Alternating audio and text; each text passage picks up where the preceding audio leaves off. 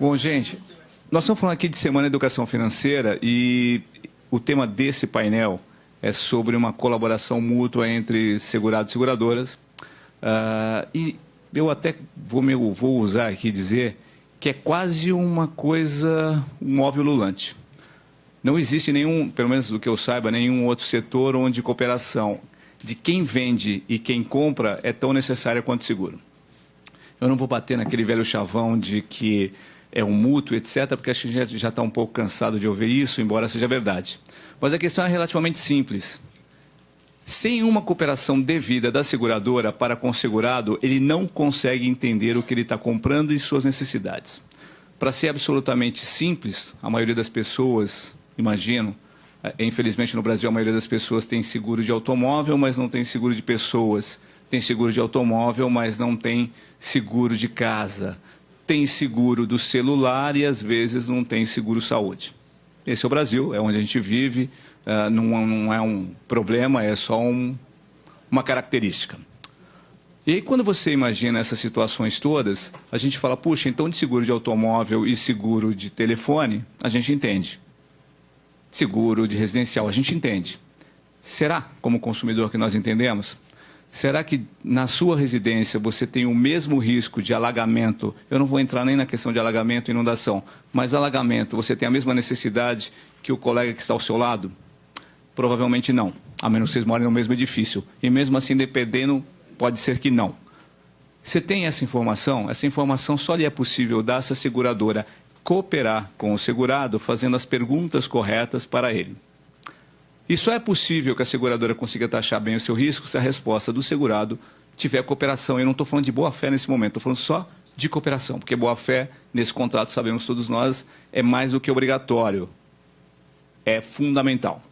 Então, nessa situação de você ter uma cooperação sobre informações, que a gente está tratando aqui, ela já nos traz uma situação que, sem um, o outro não consegue fazer. E o pior, né? E é bem pior, embora nós não saibamos. Se uma pessoa não cooperar, e a seguradora também não cooperar, o carinha do lado paga a conta. Eu sempre faço uma brincadeira com alguns amigos que estão na magistratura, de algumas decisões, que é sempre o seguinte, todo dia quem mora em condomínio, seja ele vertical ou horizontal, você todo dia acende uma vela para que o seu vizinho não perca o emprego. Porque se ele perder o emprego, o fundo de reserva tem que ser mantido, que significa que no dia seguinte o seu condomínio aumentou. Seguro é igualzinho. Se o carinha do lado não cooperar com a seguradora, você vai pagar o preço. Se a seguradora, por acaso, quiser fazer vendas muito rápidas sem fazer uma pergunta correta, você vai pagar essa diferença no ano seguinte. Então, quando a gente examina, então, cooperação entre segurado e seguradora, não é só de boa vontade. Se a gente bater o olho na lei, de forma simples, quando ela fala que você tem que avisar o sinistro logo que saiba, que a seguradora não pode cobrir risco que ela sabe não existente, o nome disso é cooperação. Tudo bem que é uma lei, uma obrigação, mas ela fundamenta-se na cooperação. Não existe uma forma diferente de não ser assim.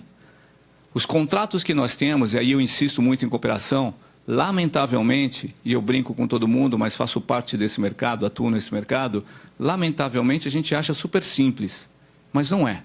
Eu tenho muita dúvida se qualquer um de nós aqui já teve a paciência de ler do começo ao fim uma apólice. Não lemos, provavelmente não. Nós lemos a parte que interessa, ou no máximo, como a gente brinca, vamos ler as exclusões, que pelo menos eu sei o que não cobre. Inclusive, quando a gente revisa, a gente pula, né? A gente vai pulando, nessa parte eu já sei. Mas o problema do seguro, que eu falo da cooperação, e aí, evidentemente, envolve o regulador, é a questão do tecnicismo exagerado que a gente usa.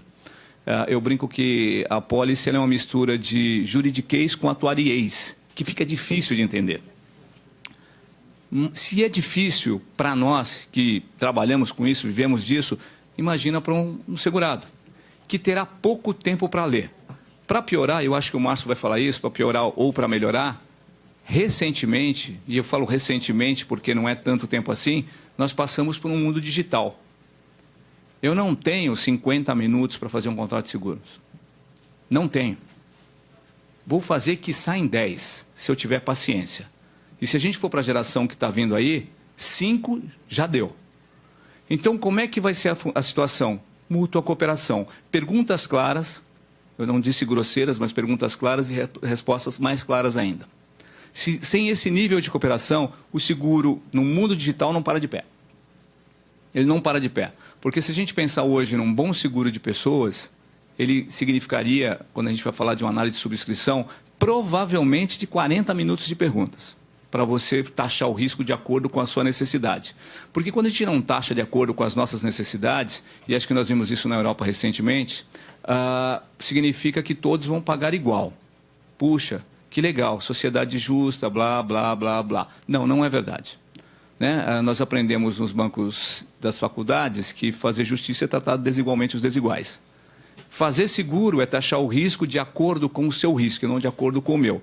Não fosse assim, e se tentou fazer, e a gente sabe que isso é verdade, as mulheres pagam um seguro de automóvel, um valor de prêmio menor que o dos homens.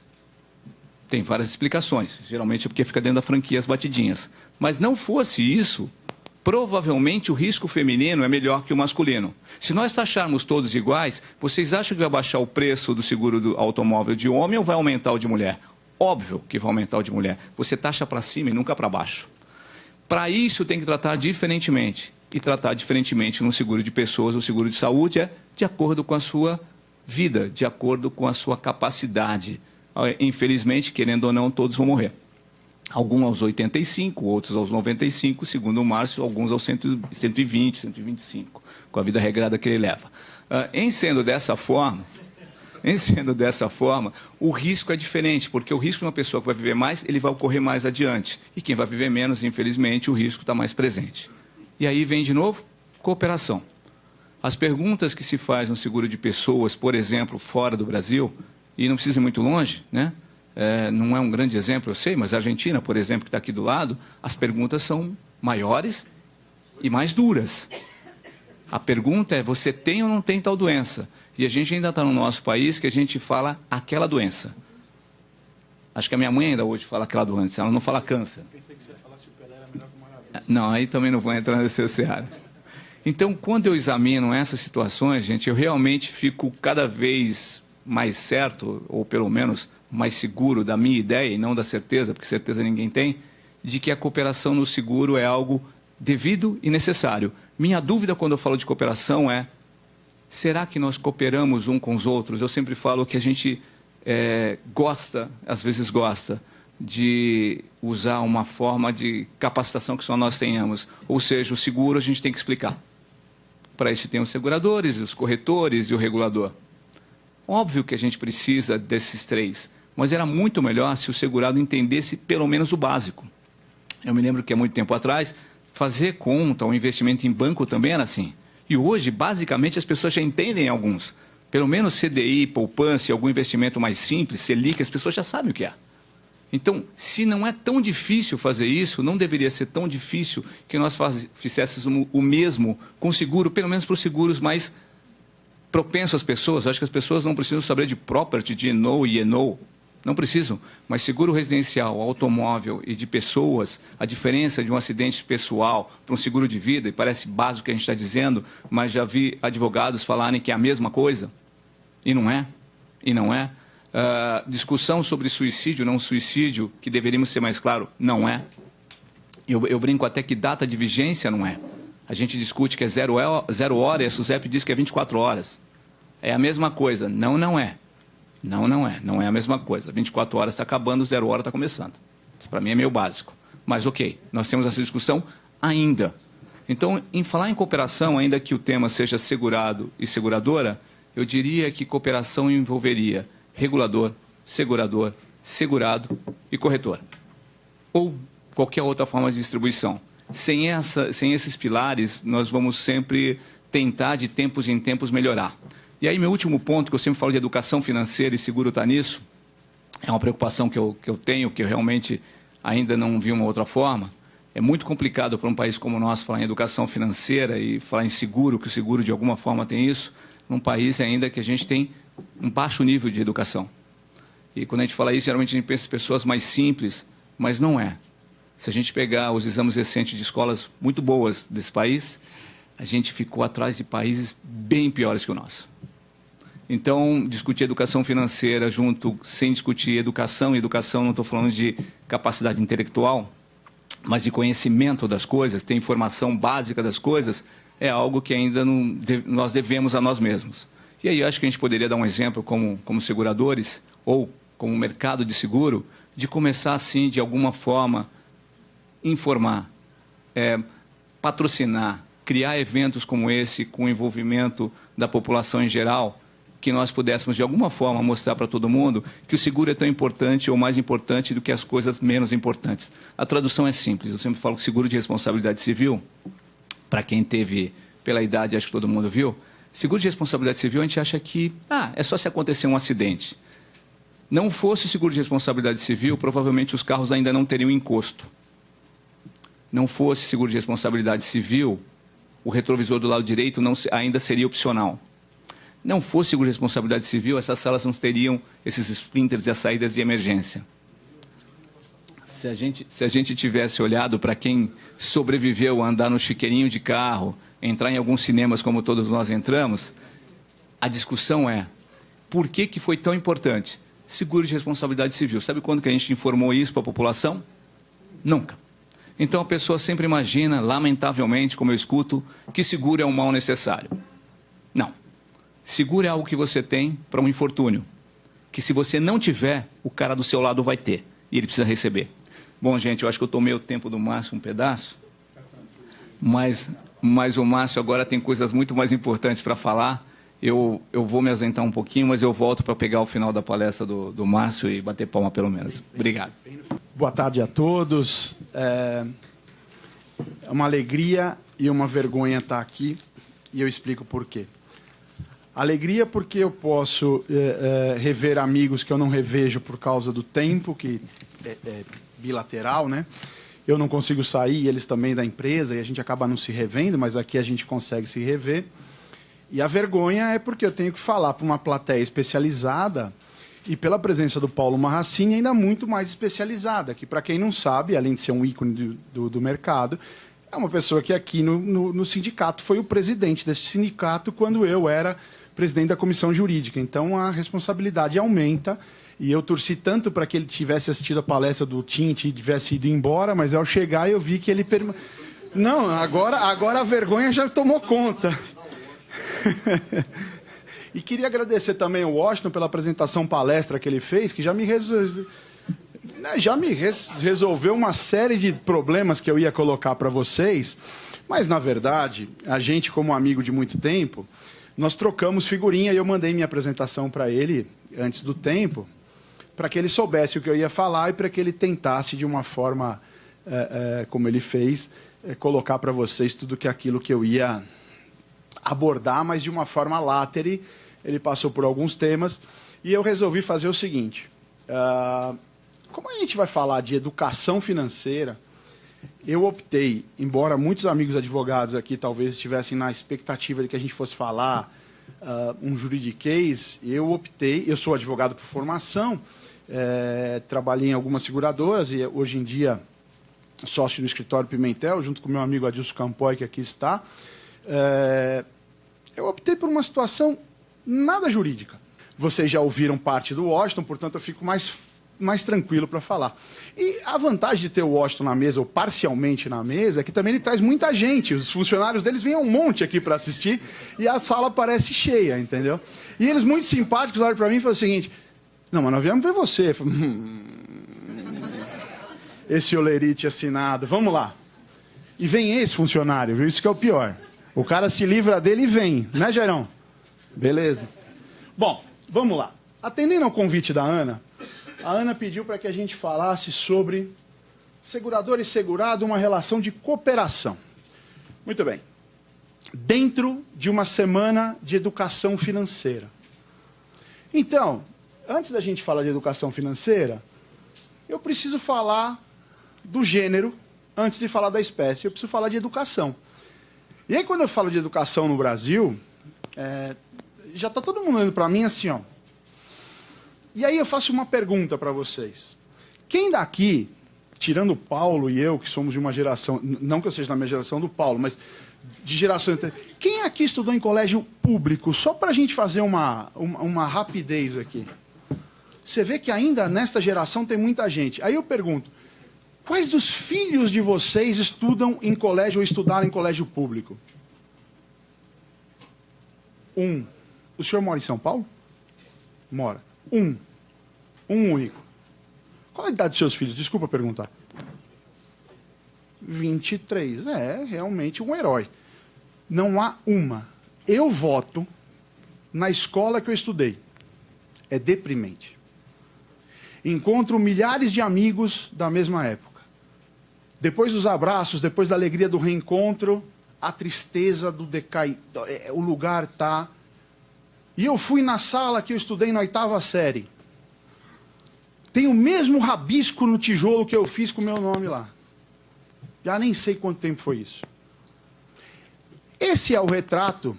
O senhor, como é o nome do senhor? Tirando o senhor Carlos, que tem uma filha de 23 anos, que passou pelo colégio estadual o período todo? Não? Ela se salvou em alguma etapa. Tirando ele, ninguém dessa sala teve a coragem de colocar um filho numa escola estadual. E me refiro à coragem porque o ensino público hoje é desastroso. Bom, diante dessa situação em que aqui se encontra, aspas, a nata da sociedade da educação, que está em colégios particulares, caros. Ah, mas eu pago menos. Bicho, não interessa. Eu só tive segundo filho para obter o desconto na escola para o segundo. Para fazer preço. A gente não fala isso para ele, mas é verdade. A educação no país é desastrosa, do ponto de vista público. E alguns estão se coçando aqui na cadeira para dizer, mas na escola particular que eu tenho também é ruim pra caramba. Troca, você tem a opção. E aí, você começa a entender algumas coisas. Então eu fui fazer uma pesquisa para essa bate-papo da gente e encontro uma publicidade dizendo o seguinte: eu tenho potenciais consumidores, algo em torno de 16 milhões de pessoas, é mais do que os desempregados atuais no Brasil, que não vão ler a minha propaganda se eu não a fizer de modo lúdico. Porque não tiveram acesso à educação, porque não tiveram acesso ao básico, que não são alfabetizados. Então, para a gente chegar no dia de hoje, para conseguir conversar de educação financeira, num país que não teve educação básica, eu já me sinto com uma dificuldade de pular esse gap de uma maneira incrível. E aí eu tenho que depender dos meus amigos marqueteiros, que criam situações maravilhosas como essa para dizer o seguinte: o cara não lê, eu vou criar uma imagem. Então nós precisamos buscar uma melhoria no gênero, que é a educação, para chegar numa melhoria da espécie, que é a educação financeira. Que é para dizer, como é que eu vou tratar o meu dinheiro? Que para quem estava aqui de manhã, ouviu o professor Tim dizer que dinheiro é dinheiro. Para ele que é rico, é assim mesmo. Para nós que somos do povo aqui, ele tem razão. Ele disse, é aqui no Brasil, que na Turquia não vale nada, mas tem a casa de câmbio do lado do cara que corta o churrasquinho grego, é tudo fácil de fazer. Mas é dinheiro. Mas veja, educação não está umbilicalmente ligado à questão de cultura. Aí quem está dizendo, mas claro que está. Não, mas eu vou te explicar o que eu estou querendo dizer. A minha avó não sabia assinar o nome. E nem por isso ela agia de má fé, ou fraudava. E talvez eu e meu irmão sejamos assim, de tanto que minha avó rezava. É verdade, minha avó rezava ao meio-dia para comer, às 6 horas da Ave Maria, acendia a lamparina. Tinha umas outras histórias ruins da minha avó, ela testava o botijão de gás com fósforo. Mas de rezar, ela rezava. Não, e essa história é verdadeira. Quem estava aqui ouviu o Tim dizer que Deus dará. Eu vou dar um detalhe ainda maior para vocês. A minha avó morava do lado de um posto de gasolina dividido por uma casa. E graças a Deus o cara que trocava o gás para ela era um cara eficiente, porque ele nunca deixou vazar aquela merda. Aquele negócio, né? Mas enfim. O que eu estou querendo dizer com isso? Que educação é muito importante, mas se a gente tivesse uma cultura no nosso país de abominação ao jeitinho brasileiro, nós podíamos ter uma falta de educação, mas uma cultura de que não fosse de gersiniana levar vantagem. Esse jeitinho brasileiro, seja por educação, seja por cultura, seja por fórceps, tem que desaparecer do nosso país. Senão a gente não convive. A gente não vive em harmonia. A educação tem que ser dada, porque senão você pergunta ao réu quanto é 8 vezes 7 e ele fica 5 horas em Curitiba para responder a maldita da resposta.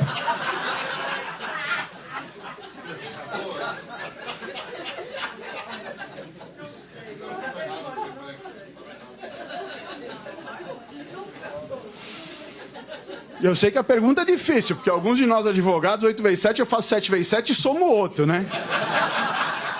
Mas, enfim. Tirando a brincadeira de lado, desculpe para quem é do partido. Nós precisamos buscar essa essência. A nossa geração, a geração dos nossos pais, não viveu essa situação. Devolver dinheiro, devolver coisa achada. Você era taxado como um imbecile na fase da minha avó. Por que devolveu? Porque não é meu.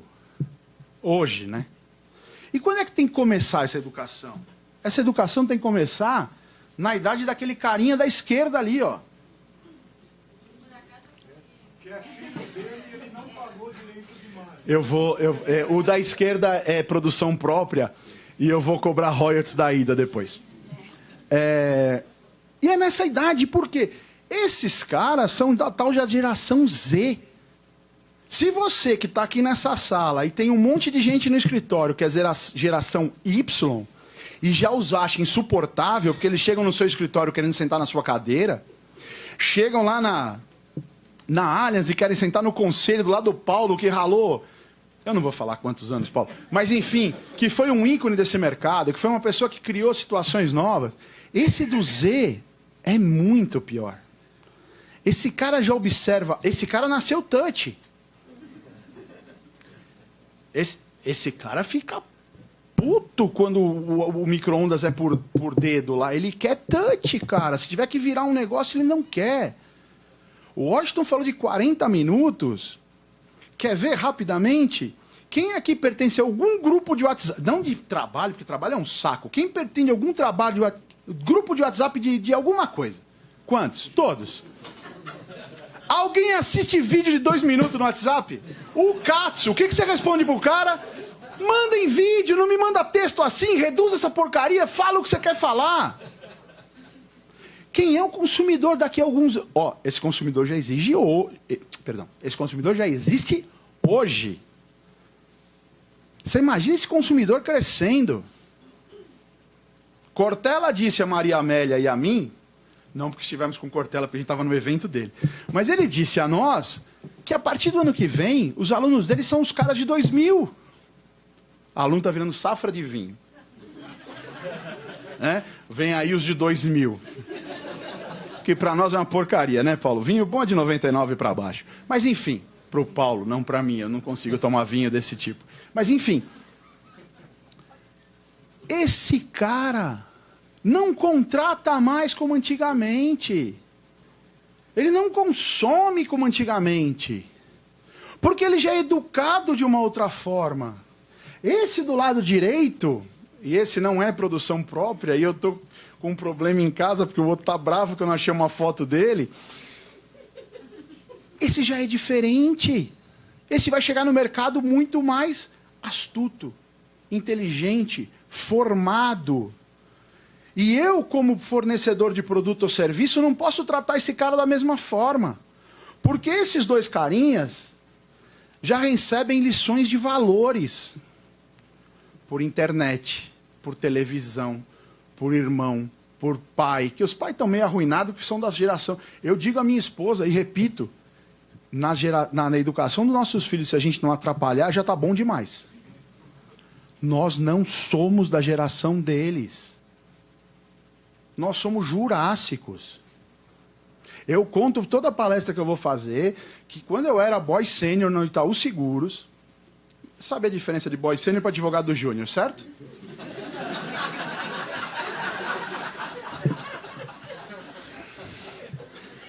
A gravata de crochê. Eram 12 diretores. Nós trabalhávamos com o diretor financeiro. E aí o diretor de sinistro de automóvel disse... Não, perdão. Ele nos mostrou. Quem disse foi o diretor de informática. E disse... Os 12 agora têm e-mail.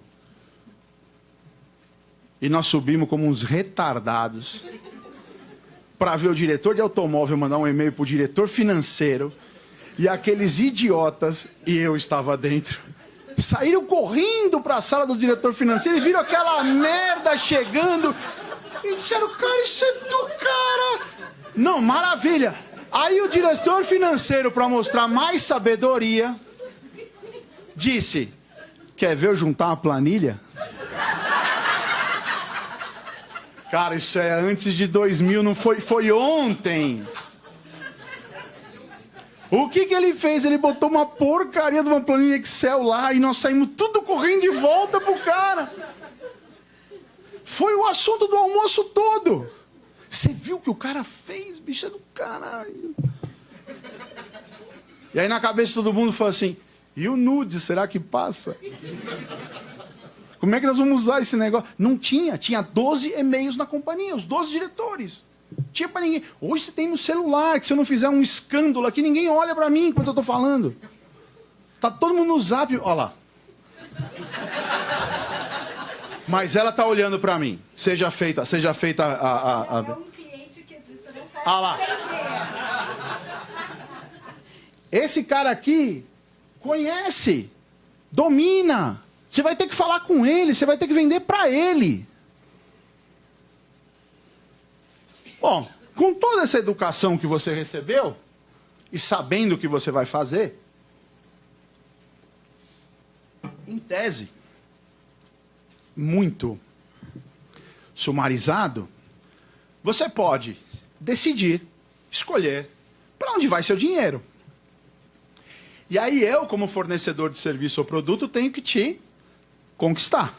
Seu dinheiro pode ir para a poupança. E aquela poupança, estou dizendo lato sensu, é poupança de CDB, RDB, sei lá mais quantos Bs tem nisso aí, para quem tem dinheiro, como faz, se eu aplico em DI, CDB. Mas lá é mais fácil. Mais ou menos assim. Quanto você me dá pelo dinheiro que eu ponho aí? Dinheiro, você sabe o que é, quanto devolve, você sabe o que é. Está tudo feito. Você pode fazer seguro. Aí você vai dizer, mas seguro não é poupança. De certa forma é, você protege seu patrimônio, você não gasta, você faz poupança, você não precisa aplicar aquele dinheiro, você tem capital de giro. Enfim, aí eu estou chovendo no molhado para vocês. E você pode gastar. Aliás, isso faz parte, ganhar para gastar. Você não vai fazer como o José das Medalhas, foi a última novela que eu assisti, vai morrer afogado nas próprias moedas. E me desculpem, eu não consegui achar nenhuma foto de homem gastando, então por isso que está, pelo menos nesse nível. Agora, a maior aula de economia que alguém pode dar, e eu vou passar para vocês, é gaste menos do que você ganha. Simples assim. Gastar faz bem. Gastar movimenta a economia, é necessário. Eu sei que alguém vai dizer, mas a minha mulher gasta mais de 400 bolsas. Filho, o Tim falou aqui também, quando vai casar, escolhe com quem casar, escolhe com como vai separar, 40%, lembra da história? Ah, mas ela compra muito sabão. Não, meu filho, sinto muito. Você também não vai contar as coisas boas que ela faz, só conta as partes ruins, ajuda a sua esposa. Mas assim, bom, se eu vou escolher alguma coisa que eu vou investir, eu pergunto para vocês, dessas três, qual vai ser a nossa escolha para hoje? Muito obrigado pela cooperação, porque vocês falam os outros, acabava a minha palestra. Então é o seguinte, deixa eu contar uma historinha para vocês sobre cooperação. E é uma pena, porque abri uma cortina aqui toda bonita, mas a gente não tem o Office 13 aí, mas fica para a próxima. É o seguinte, vai ficar aqui, para quem quiser receber, é o seguinte. O desafio é falar de cooperação, e até agora eu não falei nada de cooperação. A única cooperação que eu tive é que vocês escolheram um seguro para me ajudar, para não acabar a palestra, o bate-papo. Enfim, o negócio é o seguinte. Eu fui buscar cooperação, mas muito lá no fundo. Fui buscar cooperação na mitologia grega, para a gente bater um papo. E para vocês verem como essa mitologia grega é atualíssima. Que é o seguinte, dizem os gregos traduzido, evidentemente, porque ninguém entende o que grego fala. Ainda mais mitologicamente. No seguinte sentido. Antes de existir qualquer coisa, existiu o caos. E veja como a gente transforma as coisas. O caos, na mitologia grega, é o nada. E hoje, quando você encontra um amigo, uma amiga, um familiar, ele fala assim, fui no shopping, hoje estava um caos. E ele se refere a estar lotado. Caos não é isso, o caos era o nada. Nós transformamos o caos também, nós vamos adequando. Então, se você falar para um grego mitológico que você foi ao caos, ele vai dizer que você foi ao nada. E depois desse nada, surge o que você precisa do nada, que é o solo, é a terra. Então surge Gaia, que é essa figura... Tem luz nesse maldito negócio aqui? Né? Mas enfim. Surge Gaia, que é a figura do meio, na mitologia. Com o surgimento de Gaia, Gaia passa... Ela era sozinha. Gaia passa a ter filhos. Um dos filhos de Gaia é o cidadão à esquerda lá, que é Urano. Então lembre-se, Gaia é terra, e terra no sentido de solo. Terra no sentido de você poder cair do caos e achar um lugar. E ela tem Urano. E Urano é o céu, na mitologia grega. Então Urano é filho de Gaia. Mas naquela época era só Urano e Gaia. Então terra e céu. E céu cobre Gaia. E essa cobertura é essa que vocês estão imaginando mesmo. É, sexualmente falando. Eles se... Sim, foram os mitológicos gregos que escreveram esse troço. Eu estou só trazendo a história. Hã? Traduzir direitinho. Aliás, essa parte aí, e comida é uma das poucas que eu entendo. Aí é o seguinte.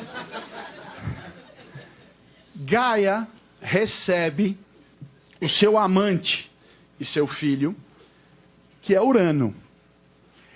E que cobre Gaia de uma maneira ininterrupta. Gaia geria, mas não paria seus filhos. Que na mitologia são titãs. 12 titãs. Você imagina que quando nasceu o primeiro a coisa estava mais fácil. Lá pelo sexto a coisa já começou a ficar apertada. Você imagina no 12º como estava o ventre de Gaia. E um dos filhos, que é essa terceira figura, que você vê ali com a ampulheta e a foice. E vocês vão entender porque eu lembrei mais da foice do que da ampulheta no primeiro momento. Coopera! E aqui vem a primeira lição de cooperação que a humanidade tem notícias. Cronos coopera com a sua mãe Gaia e decepa o pênis de Urano para liberar seus irmãos e Gaia daquela opressão. E isso ocorre mesmo. Bom, vocês já estão olhando que Cronos é o cara do tempo, né? Mas ele também, com a foice, ao liberar aquele espaço todo, ficou conhecido como o cara do espaço também. Vocês podem imaginar, 12 dentro de Gaia, como é que estava... 12 titãs, não são 12 crianças. Né? E titã que eu estou falando é algo parecido com isso aqui, não é aquele cara que cantava Sonífera Ilha. Muito bem. Cronos é o senhor do tempo. E ao tirar Urano de Gaia, ele também é o senhor do espaço. Imagine se você estivesse lá dentro, como você ia acreditar nessa história do espaço. Essa é a primeira história de cooperação na humanidade. E aí os 12 titãs saem. Eu não vou contar a história do que fizeram com o pênis do cara lá, mas jogaram na terra, no mar, nasceu um monte de outro... Mas isso aí vocês leem na internet. É verdade, o sangue caiu na terra, criou mais uns caras, caiu no mar, criou outros...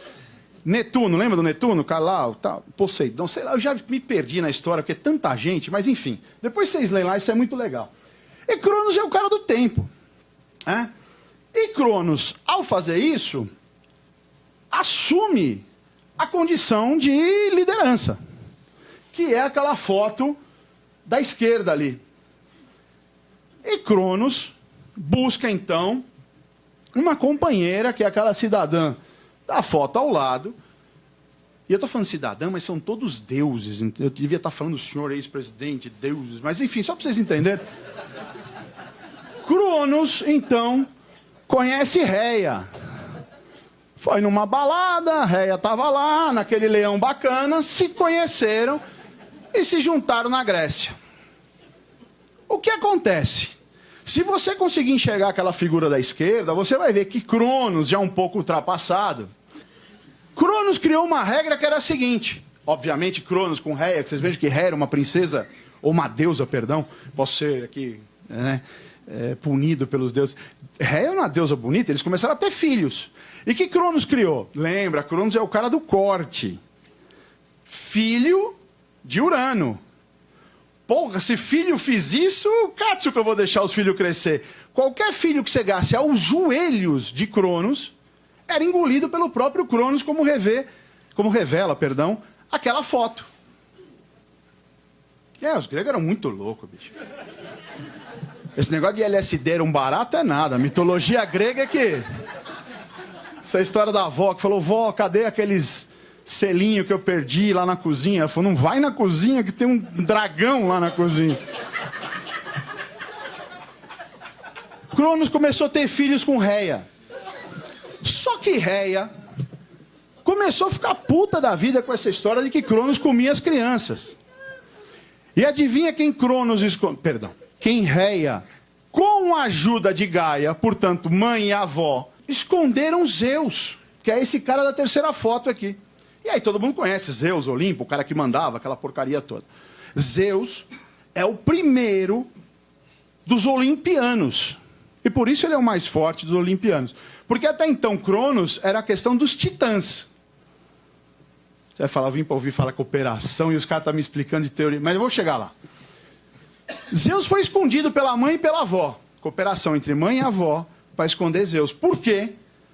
Porque Cronos comia todos os filhos. E, lembre-se, são titãs, não morriam. Ficavam albergados no estômago de Cronos.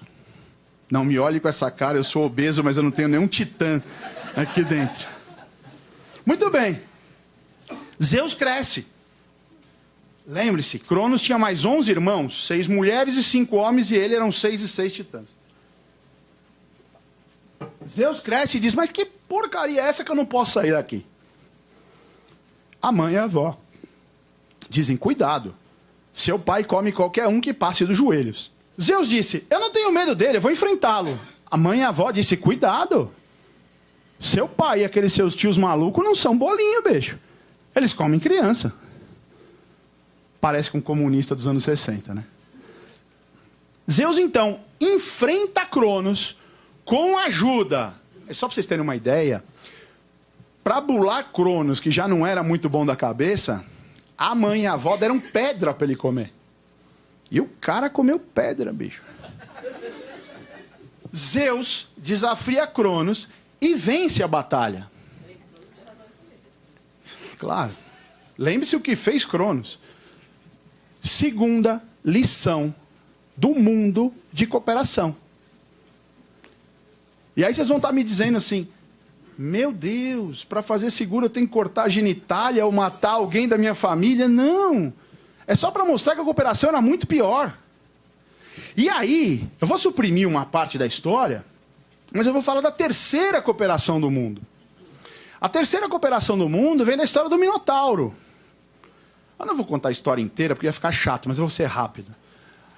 A rainha tinha um fetiche pelo boi.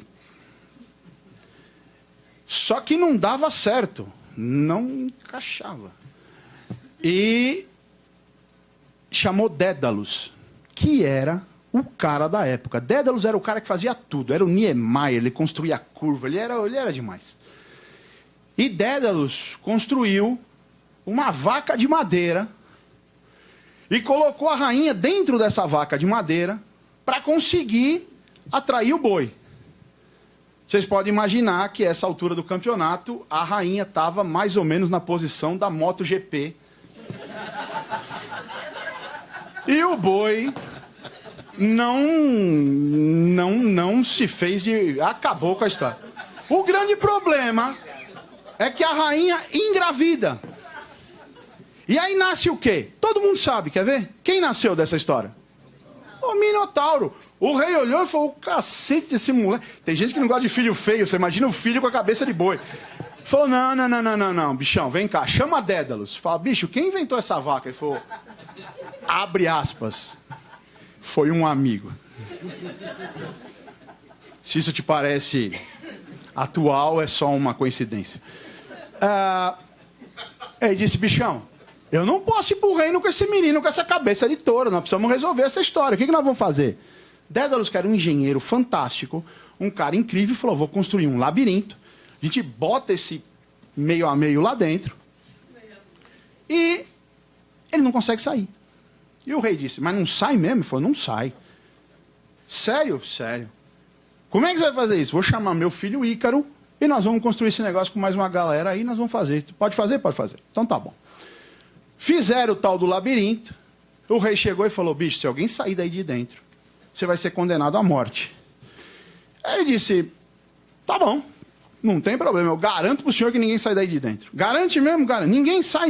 Então é o seguinte, vai o Minotauro, você e seu filho que conhece os lugares de saída, todos lá para dentro. Afinal, o rei era corno, mas não era burro. Jogou todo mundo lá dentro. Maravilha. Dédalus, então, MacGyver da época, começou a imaginar o seguinte, sair daqui não sai, mas eu preciso descobrir uma forma de fazê-lo. De que jeito? Bom, pegamos graveto, pegamos cera, pegamos umas penas dos bichos que passavam aí e fez umas asas tanto para Dédalus quanto para Ícaro.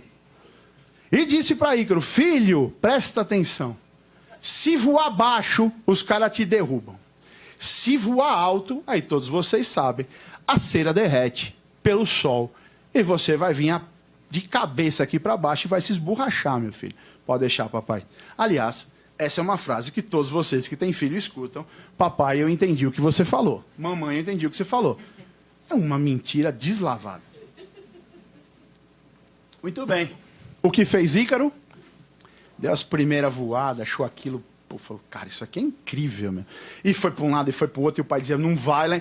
Não deu outra, né? Meteu um lá para cima, arremeteu, foi lá em cima, o sol derreteu, e Ícaro cai de cabeça, morre, como todos sabem. Acabada a parte mitológica, e essa de Ícaro é a terceira cooperação, eu contei tudo isso para vocês para dizer o seguinte.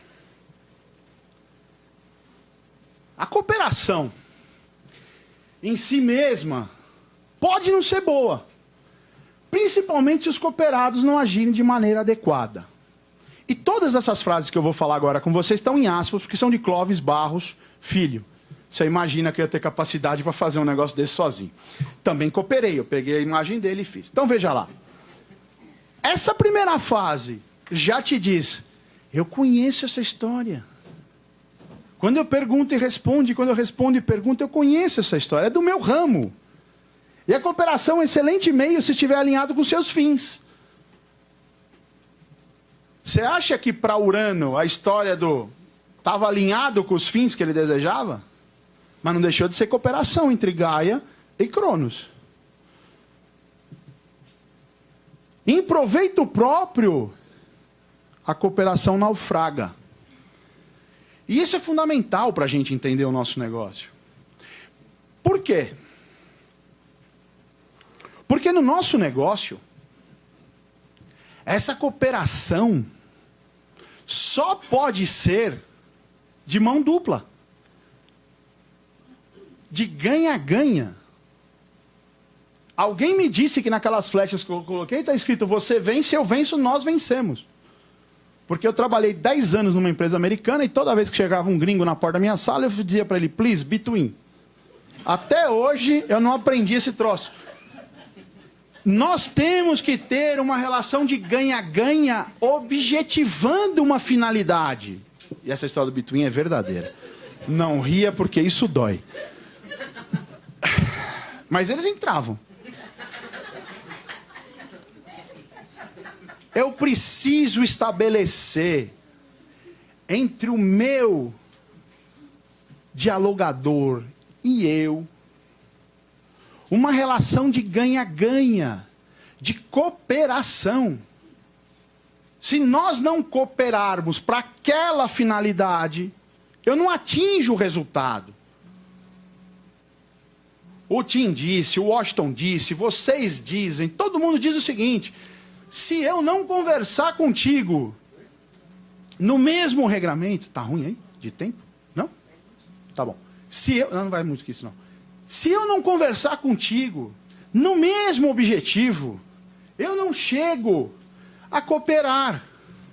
Eu vou competir. Para entrar nesse negócio seguro, eu tenho que cooperar ao máximo. E cooperar para te estender a mão. Cooperar para te trazer para o grupo. Cooperar para vencer obstáculo. Por quê? Porque se eu não cooperar, eu compito. De competir. Que eu já falei de cortar, eu falo compito, vai que eu erro, né?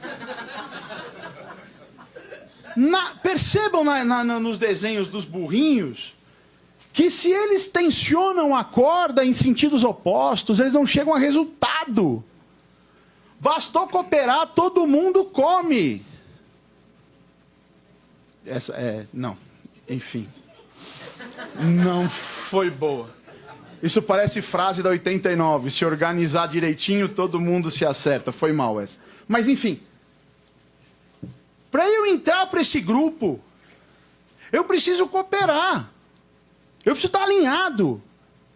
E percebam, esse tá alinhado não é tá consumidor. É tá todo mundo da relação. É quem vende, é quem compra, é quem distribui. E eu estou falando de canal aqui, lato sensu, não me importa qual é o tipo de canal. Eu preciso vender de acordo com aquilo que está proposto. Eu tenho que fazer o seguinte: como é que eu vivo nesse mercado? Eu vivo nesse mercado a partir de informações. E quem tem informações? É você, contratante. Eu preciso saber tudo que você domina para que eu possa fazer taxa. Que em último caso é preço. Eu tenho um amigo da área comercial que diz: seguro é preço. Se me der o que ele tem, eu taxo. Eu dizia: mas quando chega a 100%? Ele fala: não tem problema, é preço, mas é caro. Eu acho que é um pouquinho menos que isso, mas enfim, eu posso taxar e eu posso recusar. Mas eu preciso saber aquilo que você sabe. E para saber aquilo que você sabe, eu preciso, como canal ou como produto direto, perguntar diretamente a você, como disse o Washington, uma das maiores cabeças do nosso mercado, como é que isso deve ser feito? Claro, transparente, retilíneo, para eu entender exatamente o que você tem e te dar exatamente o que você deseja. Se eu não tiver essa relação, caiu. Não vale. Não fecha. E por quê? Aí vocês vão me desculpar, mas aqui caía o negócio, mas enfim, agora não, a gente não tem. Alguém está me olhando com essa cara e dizendo: esse cara é maluco, eu tenho que contar a verdade. É! Dos dois lados, sim. Transparente, direto, objetivo. É! Se não for assim, não dá negócio. Alguém está dizendo assim: esse cara é maluco, eu duvido que ele se comporte assim. Beleza, vamos mudar. A minha relação é essa da foto de baixo. Eu olho para o meu contratante e fico pensando: na hora que ele vacilar, eu dou na cabeça dele. E o outro lado está dizendo: se ele mentir para mim, eu acerto ele na boca. Eu preciso fazer isso no pré-contratual. E, aliás, aqui entre nós, eu sei que tem muita gente de sinistro, tem muita gente de contencioso, que nós tratamos praticamente... Aliás, de contencioso é pior, porque a gente trata a patologia da patologia. O sinistro ainda trata a patologia. O cara que é do comercial, né, Solange? Essa área mais ligada a Paris, se impera entre nós o princípio da desconfiança, desse olhar. E esse olhar, o público masculino vai me entender, só é superado por um outro. Que é quando você chega em casa e ela está mais ou menos com esse olhar e fala: o que foi? E ela olha para você e fala: nada. E daí para frente, para você, meu amigo, esquece. Mas eu não posso ter uma relação dessa. Eu preciso melhorar essa relação. Eu preciso cooperar ao máximo. Se eu não coopero na entrada, se eu não coopero durante, e mais, se eu não coopero depois. Se eu não levo bom risco, se eu não taxo direito o risco, se eu não faço as perguntas, eu maculo essa entrada de negócio. E esse negócio maculado, entrado, já entra maculado para sinistro. E no sinistro você não conserta. O Tim falou um negócio aqui que eu ouvi. Eu tinha acabado de trocar de empresa, me levaram para a empresa nova para conhecer como é que funcionava. E um dos caras que era o chefe do sinistro, falou, explicou, mostrou o sistema, fez o diabo. No final da apresentação ele falou assim: quero deixar uma regra para vocês clara. Na dúvida, nega o sinistro. Eu liguei para a companhia antiga e disse: me aceita de volta que aqui fudeu. Aí o diretor olhou e falou: calma, nós queremos mudar isso. E eu acreditei e mudou mesmo, essa é a verdade. Mas eu preciso ter isso. Aí você vai dizer: pô, mas eu não tive educação lá na ponta. Já falei, nós vamos ter que mudar. A nossa geração talvez não seja o agente de mudança, mas eu preciso incentivar esses moleques que vêm aí para fazer esse agente de mudança. Ajudando a não atrapalhá-los. Eu preciso olhar na cara do consumidor e dizer: o que é que você quer, meu filho? E para dizer isso, eu quero dizer o seguinte, antes da gente terminar. Só pelos suspiros de chegar a esse... Eu já sei que todo mundo tem. Eu vou fazer o seguinte, eu vou propor uma inversão de papéis. Consumerista, não se preocupem. Quem nunca teve... Eu gostaria de que vocês levantassem. Quem nunca, nesse auditório, teve um único problema com qualquer uma dessas aleatórias empresas que eu chamei aqui? Nem o meu amigo que tem esse professor de escola pública levantou a mão, bicho. Quem não tem problema aqui? Aí você liga, você reclama, você fala, você põe no Reclame Aqui, você vai Coitada da Azul, que é uma empresa que opera em Campinas, tem uma grande amiga nossa que mora em Campinas, Angélica Carlini, ela aposta toda vez. Essa Azul é uma merda, esse cara me ferrou, não sei o quê.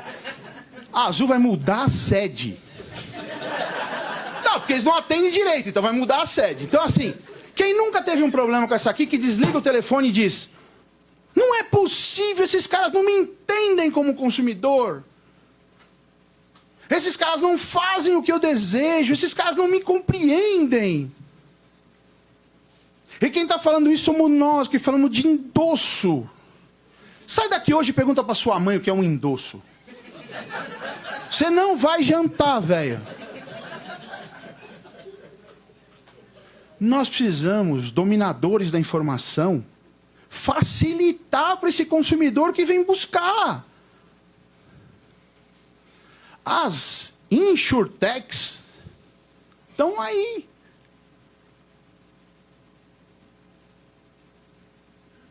Estava o Manes aí que sumiu, ainda bem. Porque o Manes me mandou um zap dizendo: vou lá, que adorei as pessoas que estarão lá. O professor de Previdência é excelente, mas você é uma porcaria. Para quem não acreditar, eu mostro no zap. Ele é insurtech, velho. Ah, mas ele não vende 100% digital. Sim, mas ele cota, ele busca, ele informa.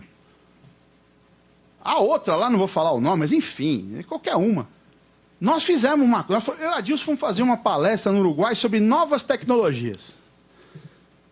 Você imagina que o Uruguai deve estar com um problema sério para convidar a gente, né? E eu vou contar porque eu fui convidado, eu descobri porque eu fui convidado. Porque o cara que ia falar sobre novas tecnologias não pôde ir. E eu encontrei a pessoa que falava sobre... A pessoa que organizava, que é a presidente do Sila, que é a chefe da Ana. Imagina, a Ana me convidou, eu aceitei. Imagina a chefe da Ana. E eu encontrei com ela em Goiânia e disse: Andréia, eu e a Adilson vamos para o Uruguai. Ela falou: que ótimo, vamos falar. Eu disse: claro. Sobre o quê? Novas tecnologias. Eu disse: claro. Em seguro de pessoas e saúde. Eu falei: claro. Encontrei o Adilson e ele falou: por que você não falou claro que não, bicho? Então, assim, hoje é assim. É tudo instantâneo, é tudo momentâneo, é tudo rápido. Não dá mais para tratar de outra forma.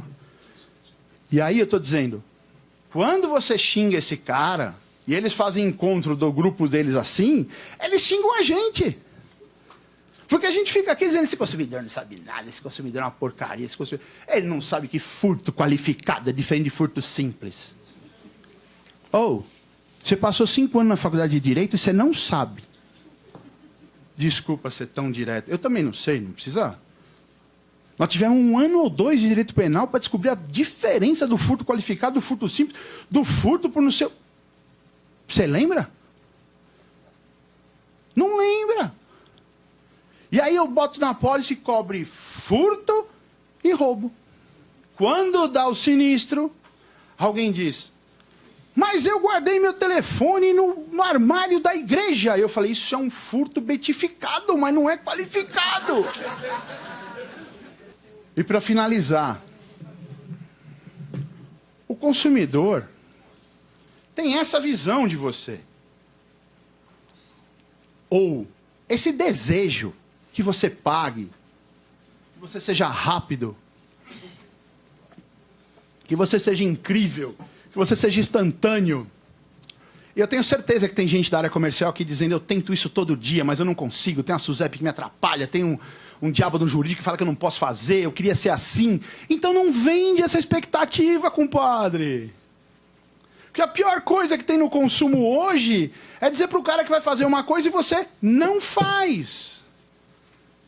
A maioria dos casados aqui está me olhando e dizendo assim, eu falei para ela e ela falou para mim, você prometeu. Que é a segunda pior do que aquela do nada.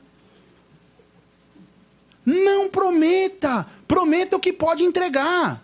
Essa é a relação de cooperação que a gente precisa estabelecer. Ela é mão dupla. Não dá para dizer que o consumidor é só isso.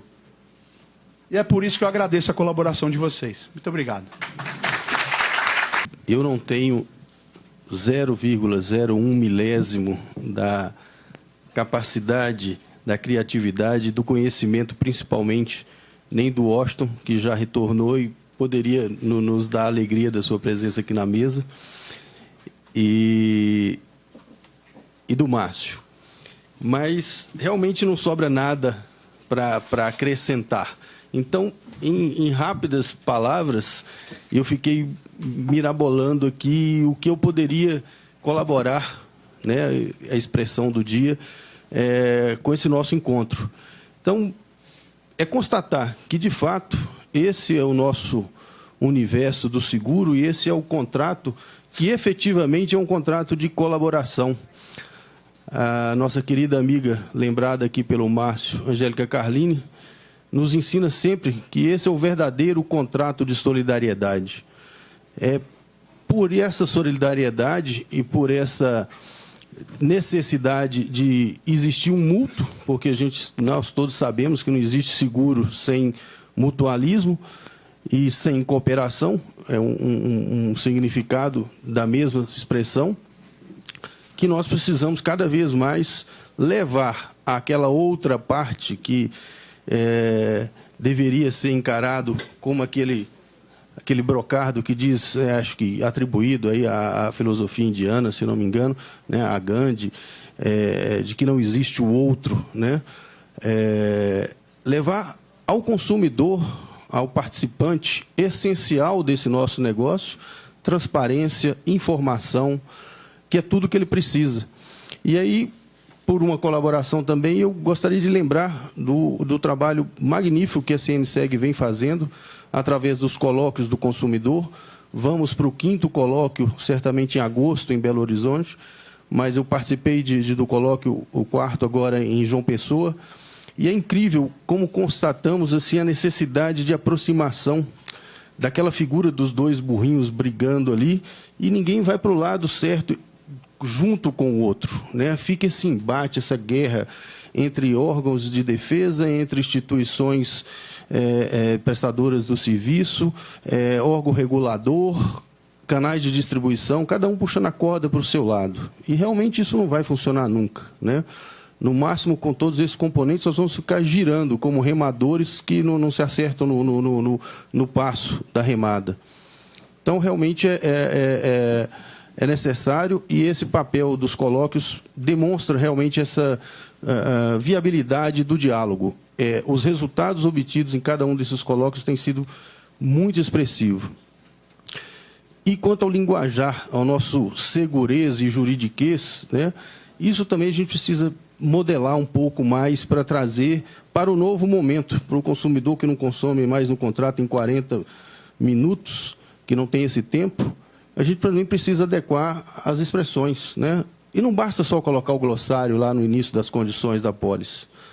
É preciso que as expressões sejam mudadas, né? Para muita gente, falar em sinistro, quem não é do nosso mercado, é algo sinistro, né? Aquela indagação de que, como assim eu não vou receber o prêmio? Né? Não, você deveria ter pago ou já pagou o prêmio. E por aí vai. Ontem eu tive a experiência muito interessante disso, dei uma rápida entrevista para a Rádio CNSEG, acho que foi veiculada, foi veiculada hoje, e a jornalista, de algumas expressões que eu comecei a conversar com ela, falou assim, dá para tirar essa parte aí, que acho que, né, ficou pesada, porque você esquece, você vai na toada, no embalo, e vai usando expressões só do nosso mundinho do seguro. Bom, realmente, como eu disse, não tem muito o que acrescentar. Dizer da satisfação de estar aqui, a convite da nossa presidente Ana Rita, e de reforçar que nós precisamos estar sempre atentos àquela parte que não é nossa adversária. Pelo contrário, ela é essencial na consecução, né? Na conclusão do objetivo, que é dar proteção, né? Colaborar para dar proteção. Era só isso. Acho que o Washington talvez queira encerrar com o seu retorno. Obrigado. Obrigado. Bom, a gente já passou um pouquinho do horário e com as saídas e vindas. Eu queria agradecer Landulfo por ter feito as considerações finais e ter ajudado aqui. O Márcio, eu não peguei toda a palestra, mas eu tive a oportunidade de ver o final. Me parece que conduziu exatamente como nós esperávamos e sempre com um pouco de... tornando mais leve a conversa, que é importante. E eu sei que a gente, no final, sempre fala que precisamos fazer, e precisamos falar ou de outra forma com o consumidor, e a gente sempre sabe que esbarra no regulador, mas acho que isso não é uma desculpa, porque o mercado tem que levar o regulador e não o regulador levar o mercado. A partir do momento que a gente sempre espera que alguém faça algo por nós, nada vai ser feito. Então, acho que a gente tem uma bela desculpa, mas eu estou no mercado há algum tempo, e essa desculpa é a mesma. E já mudou o regulador várias vezes. Então, acho que cabe a nós sermos agentes de mudança, cabe a nós tornarmos o seguro um pouco mais leve e, ao mesmo tempo, sempre que possível, não só sempre que possível, devemos fazer isso, mas sempre difundir, nos reunir, conversar, porque, como dizem, as respostas não levam o mundo a lugar nenhum. As perguntas os levam. Então, eu acho que a gente tem que debater mais, discutir mais, e eu acho que discussão é troca de ideias, e deveríamos fazer isso com mais frequência. Eu sei que a agenda não ajuda, ó, quem está falando, acabou de sair, tem que voltar, mas a gente tem que tentar.